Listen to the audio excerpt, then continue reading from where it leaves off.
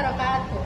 Hello everyone, perkenalkan nama saya Dini Arianti dari kelas 12-2. Saya akan menjelaskan materi tentang modernisasi dan globalisasi. Enjoy guys! Pengertian modernisasi. Arti kata modernisasi dengan kata dasar modern berasal dari bahasa Latin yang menunjuk pada adanya periode waktu masa kini. Modernisasi berarti proses masa kini atau proses menuju masyarakat modern. Modernisasi dapat pula berarti perubahan dari masyarakat tradisional menuju masyarakat yang modern. Ciri manusia modern.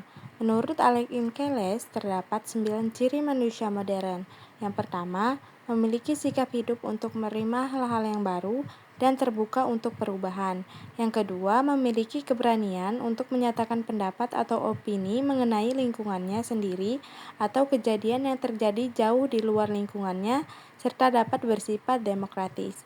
Yang ketiga, menghargai waktu dan lebih banyak berorientasi ke masa depan daripada masa lalu. Yang keempat, memiliki perencanaan dan pengorganisasian. Yang kelima, percaya diri. Yang keenam, perhitungan. Yang ketujuh, menghargai harkat hidup manusia lain. Yang kedelapan, percaya pada ilmu pengetahuan dan teknologi. Dan yang terakhir, menjunjung tinggi suatu sikap di mana imbalan yang diterima seseorang haruslah sesuai dengan prestasinya dalam masyarakat. Syarat-syarat modernisasi menurut Sorjono Soekanto yaitu yang pertama, cara berpikir ilmiah yang sudah melembaga dan tertanam kuat dalam kalangan pemerintah maupun masyarakat luas. Yang kedua, sistem administrasi negara yang baik dan benar-benar mewujudkan birokrasi. Yang ketiga, sistem pengumpulan data yang baik, teratur dan terpusat pada suatu lembaga atau badan tertentu. Yang keempat, penciptaan iklim yang menyenangkan terhadap modernisasi terutama media massa. Yang kelima, tingkat organisasi yang tinggi terutama disiplin diri.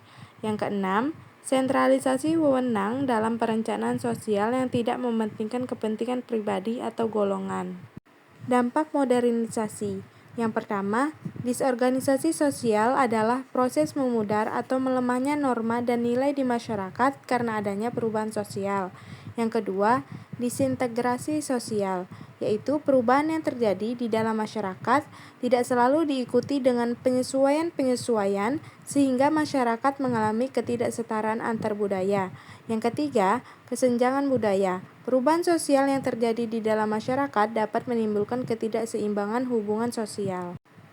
Globalisasi adalah suatu proses perubahan sosial yang menyebabkan seseorang, sekelompok orang, atau suatu negara saling berhubungan dan saling membutuhkan dengan masyarakat atau negara lain akibat kemajuan teknologi komunikasi di seluruh penjuru dunia. Dampak globalisasi.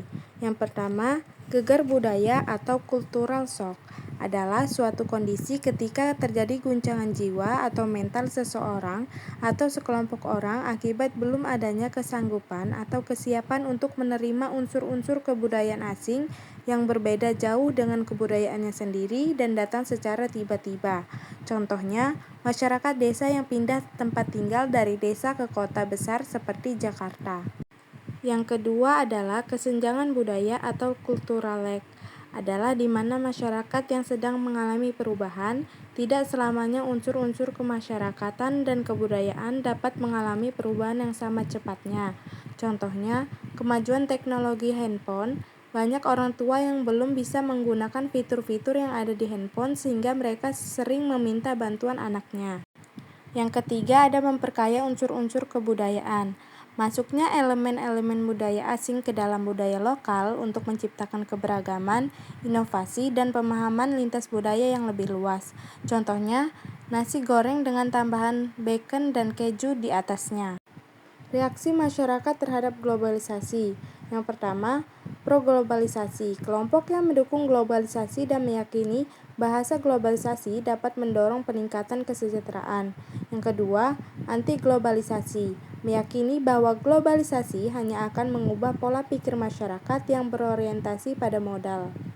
Tantangan global terhadap jati diri bangsa Indonesia. Yang pertama, melemahnya penghayatan terhadap Pancasila sebagai pandangan hidup bangsa. Yang kedua, pemakaian bahasa Indonesia. Yang ketiga, berkurangnya legitimasi agama. Yang keempat, dekadensi moral dan kekacauan manusia. Dan yang terakhir, perubahan pola perilaku dan pergaulan. Sekian materi yang bisa saya sampaikan. Saya akhiri. Wassalamualaikum warahmatullahi wabarakatuh.